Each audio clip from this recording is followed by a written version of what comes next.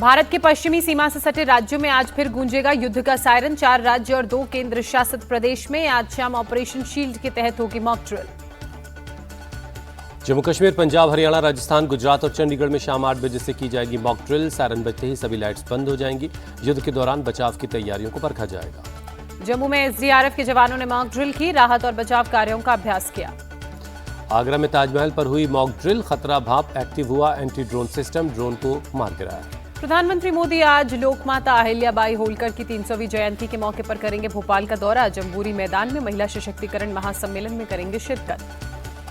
भोपाल में पीएम के स्वागत, सुरक्षा और संचालन की पूरी जिम्मेदारी संभालेंगी महिलाएं। कार्यक्रम में करीब 2 लाख महिलाओं के शामिल होने का दावा। पीएम मोदी भोपाल में रोड शो भी करेंगे। जम्बूरी मैदान में मुख्य मंच से पंडाल के अंतिम छोर तक यू आकार में बने सड़क मार्ग पर होगा रोड शो। पीएम के भोपाल दौरे से पहले जम्बूरी मैदान पहुंचे सीएम मोहन यादव। प्रोग्राम की तैयारियों का जायजा लिया। कानपुर में शुभम द्विवेदी के परिवार से प्रधानमंत्री मोदी की मुलाकात। कहा, सिंदूर की ताकत दिखाने के लिए पाकिस्तान को घर में घुसकर मारा। भारत का आक्रोश देख पाकिस्तानी सेना ने गिड़गिड़ाकर लगाई युद्ध विराम की गुहार। पीएम मोदी बोले, दुश्मन कहीं भी हो खत्म कर देंगे। जहां टारगेट तय किए वहीं धमाके किए। पीएम मोदी ने कहा, दुनिया ने मेड इन इंडिया हथियारों की ताकत देखी। ब्रह्मोस मिसाइल ने दुश्मन की नींद हराम कर दी। बिहार से भी पीएम ने पाकिस्तान को लताड़ा। का ऑपरेशन सिंदूर हमारे तरकश का सिर्फ एक तीर। आतंक का फन फिर उठा तो कुचल दिया जाएगा। गोवा में आईएनएस विक्रांत से रक्षा मंत्री राजनाथ सिंह की हुंकार।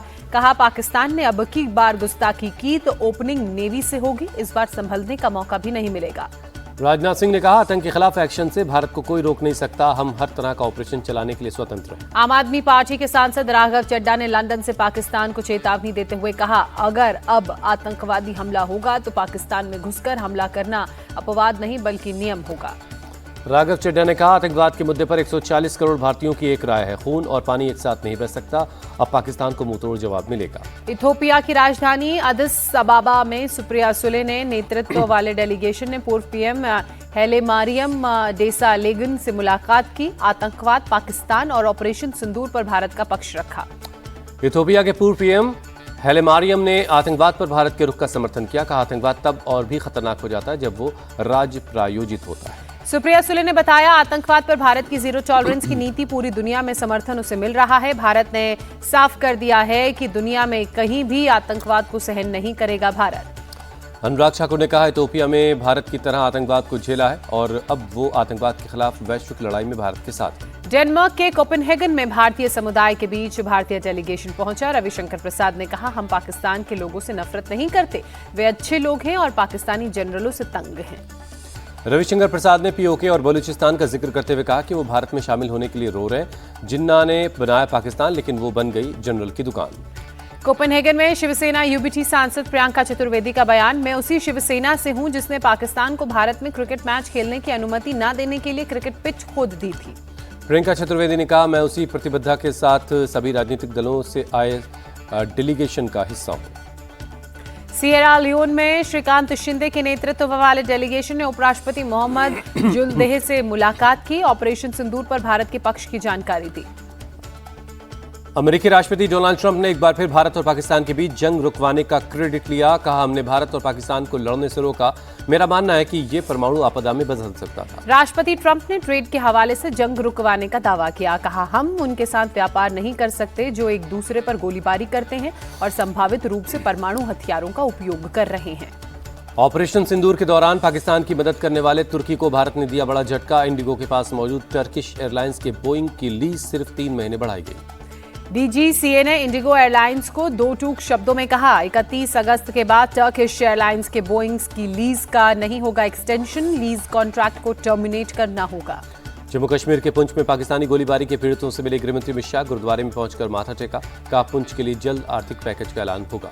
गृहमंत्री अमित शाह ने कहा, हमने घर में घुसकर मारा, इसलिए पाकिस्तान बौखलाया। भारत हर आतंकी हमले का जवाब देगा। अमित शाह ने कहा, ऑपरेशन सिंदूर में बीएसएफ की अहम भूमिका। पाकिस्तान की 118 फॉरवर्ड पोस्ट और सर्विलांस सिस्टम को तबाह कर दिया। जम्मू कश्मीर के पुंछ पहुंचे army chief Upendra Dwivedi. Sunderbani sector में फॉरवर्ड चौकियों का निरीक्षण किया। विदेश मंत्री एस जयशंकर बोले, भारत कभी भी परमाणु ब्लैकमेल से नहीं डरेगा। आतंकियों को पालने वालों को भारी कीमत चुकानी पड़ेगी। देश के दुश्मनों को उसी भाषा में जवाब दिया जाता है जिसमें वो समझे। कानपुर में गरजे सीएम योगी आदित्यनाथ। सीएम योगी बोले ऑपरेशन सिंदूर न्याय का संकल्प, पूरी दुनिया ने भारतीय सेना का शौर्य देखा। ऑपरेशन सिंदूर के वक्त गुजरात में 800 बीएसएफ महिला कर्मियों ने मोर्चा संभाला। आईजी अभिषेक पाठक ने कहा, असिस्टेंट कमांडेंट अमनदीप और नीति यादव ने नेतृत्व किया। बीएसएफ के आईजी अभिषेक पाठक ने बताया, गुजरात में पाकिस्तान ने 500 से ज्यादा ड्रोन भेजे, लेकिन हमारी सेना के एयर डिफेंस सिस्टम ने सबको तबाह कर दिया। यूरोपीय यूनियन के शांति और रक्षा विभाग के डिप्टी सेक्रेटरी से मिले सीडीएस अनिल चौहान। ऑपरेशन सिंदूर समेत द्विपक्षीय सहयोग पर बात। 2047 तक भारत का डिफेंस बजट बढ़ाकर 31 लाख करोड़ से ज्यादा हो जाएगा। सीआईआई और केपीएमजी की ज्वाइंट स्टडी में ये बात सामने आई। बिहार में चुनाव से पहले जातियों को साधने के लिए नीतीश कुमार का बड़ा दाव, सवर्णों के लिए उच्च जाति विकास आयोग का गठन। पटना एयरपोर्ट पर राजस्थान रॉयल्स के प्लेयर वैभव सूर्यवंशी से मिले पीएम मोदी, क्रिकेट में उज्जवल भविष्य की शुभकामनाएं दी। पीएम मोदी ने बिहार को दी 2 विकास परियोजनाओं की सौगात। लालू यादव पर साधा निशाना, कहा सामाजिक न्याय का नारा देने वालों ने ही बिहार को लूटा। पीएम मोदी ने कहा, बिहार को जंगल राज वालों से सावधान रहने की जरूरत, कांग्रेस आरजेडी ने सिर्फ जनता को लूटा है। जेडीयू नेता अशोक चौधरी ने पीएम के बयान का समर्थन कर कहा, जंगल राज की बात तो पूरा बिहार जानता है। पीएम के बिहार दौरे पर तेजस्वी यादव का तंज, कहा पुरानी परियोजनाओं का ही बार बार शिलान्यास और उद्घाटन, मोदी जी बिहारी इस तरह के झांसे में नहीं आते। चिराग पासवान का विपक्ष पर पलटवार, कहा अगर पीएम का बयान ध्यान से सुना होता तो पता चल जाता पीएम ने सिर्फ बिहार के विकास की बात की। पीएम मोदी ने कानपुर में कहा, देश का बड़ा डिफेंस कॉरिडोर यूपी में बन रहा है, डिफेंस सेक्टर की बड़ी बड़ी कंपनियां यहां आ रही हैं। पीएम मोदी ने कानपुर को 47,000 करोड़ रुपए से ज्यादा की विकास परियोजनाओं की सौगात दी। कानपुर मेट्रो रेल परियोजना के सेकेंड फेज का शुभारंभ। पश्चिम बंगाल चुनाव को लेकर बोले सीपीआई महासचिव डी राजा, पीएम मोदी और सीएम ममता बनर्जी ध्रुवीकरण करने में लगे हैं। बीजेपी के ऑपरेशन बंगाल पर टीएमसी नेता कुणाल घोष ने कहा, बीजेपी बंगाल की दोस्त नहीं है, केंद्र ने बंगाल के फंड को रोक रखा है।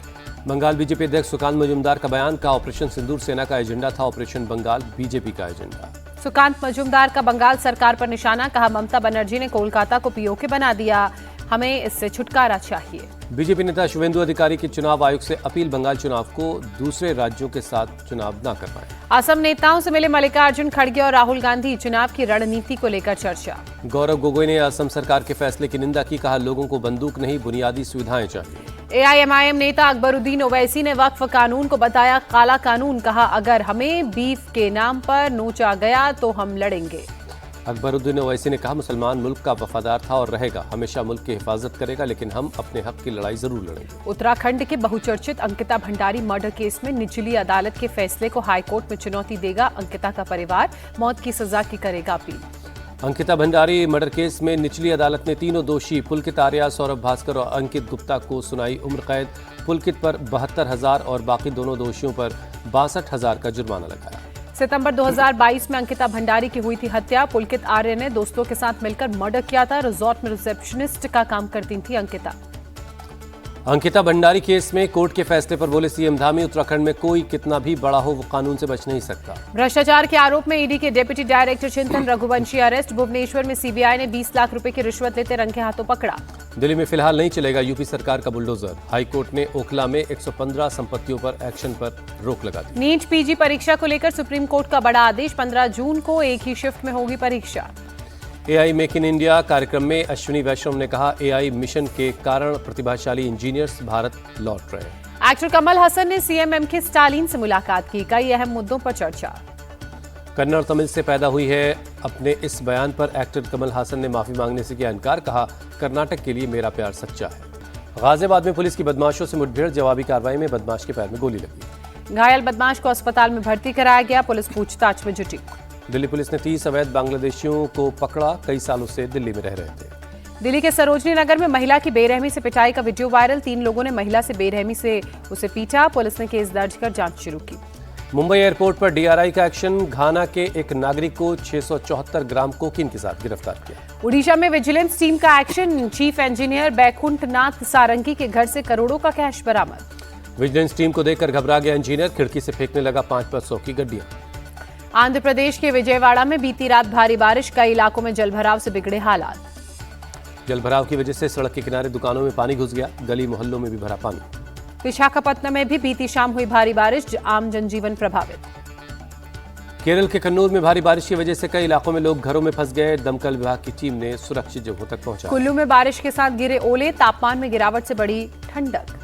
उल्लास नव भारत कार्यक्रम के तहत गोवा 100% साक्षरता हासिल करने वाला राज्य बना, सीएम प्रमोद सावंत ने जानकारी दी। बंगाल में शिक्षकों के लिए 35,726 पदों पर वैकेंसी निकली, 16 जून से शुरू होगा आवेदन। भारतीय विदेशी मुद्रा भंडार में 6 अरब 99 करोड़ डॉलर का उछाल, 23 मई को खत्म हुए हफ्ते में 692 और अरब 72 करोड़ डॉलर पर पहुंचा विदेशी मुद्रा भंडार। वित्त वर्ष 2024-25 की चौथी तिमाही में जीडीपी में 7.4% की दर्ज किया गया, सरकार ने जारी किया आंकड़ा। वित्त मंत्री निर्मला सीतारमण का बयान, भारत लगातार चौथे साल सबसे तेजी से बढ़ती हुई अर्थव्यवस्था, भारत अपनी विकास की गति को बनाए रखे। आईपीएल सीजन 18 के फाइनल से एक कदम दूर मुंबई इंडियंस, एलिमिनेटर मुकाबले में गुजरात टाइटंस को 20 रनों से हराया, आईपीएल में थम गया गुजरात का सफर। अहमदाबाद में दूसरे क्वालीफायर में 1 जून को पंजाब से होगी मुंबई की टक्कर, शाम 7:30 बजे से खेला जाएगा मैच। पंजाब ने आखिरी लीग मैच में मुंबई को हराया था।